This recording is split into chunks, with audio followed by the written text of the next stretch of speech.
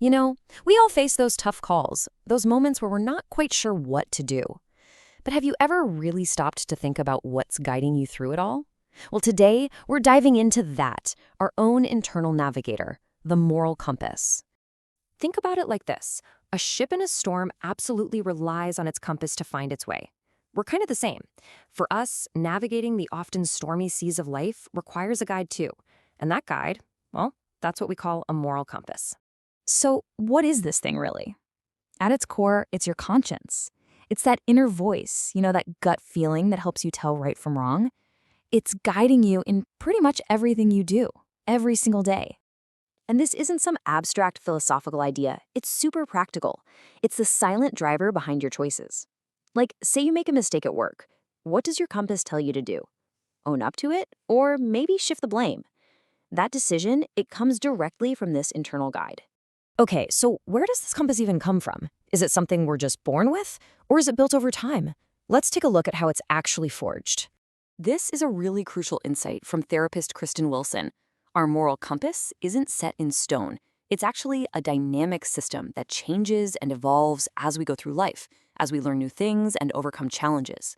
Basically, it grows right along with us.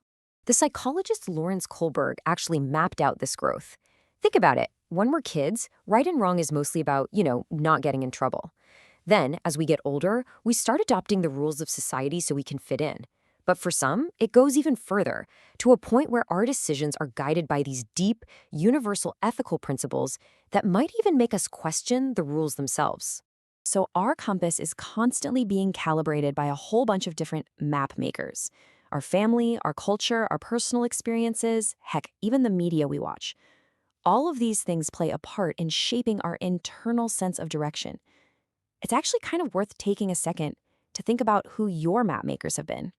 So if our compass is shaped over time, does that mean we can actively work on it? Can we strengthen it? Oh, absolutely. Let's look at some timeless tools for doing just that. Way back when, the Greek philosopher Aristotle gave us this brilliant tool called the golden mean. He said that virtue isn't an extreme, but a balanced middle ground. Take bravery, for example. It isn't just the opposite of being a coward. It's the perfect balance between cowardice on one side and just pure recklessness on the other. It's all about finding that sweet spot. And we can totally apply this idea in our lives today. It means having the guts to challenge our own beliefs when something new happens so we don't get stuck. It means actively seeking out different viewpoints, breaking out of our bubbles. And this is a big one, it means practicing empathy. Not just feeling sorry for someone, but really trying to understand things from their point of view. But let's be real for a second. No matter how well calibrated our compass is, sometimes we all get lost. So what happens then? The first thing to remember is that this is totally normal. I mean, even the most experienced sailors make mistakes.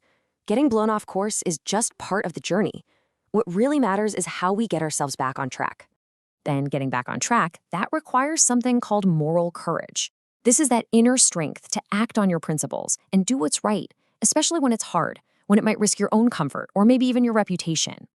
So how do you actually use that courage? It boils down to a pretty simple, though not always easy, 3-step process. First, you have to admit the mistake. Second, apologize to anyone you might have hurt. And third, and this is key, genuinely learn from it so you don't find yourself in the same spot again. Okay, so why go through all this trouble? Why are we constantly calibrating and correcting? Well, because the destination is absolutely worth it. You see, living by a well-tuned moral compass gives you this powerful sense of who you are. It brings a deep inner peace. It helps build more trusting and real relationships. And studies even show that ethical behavior is actually linked to greater success in the long run.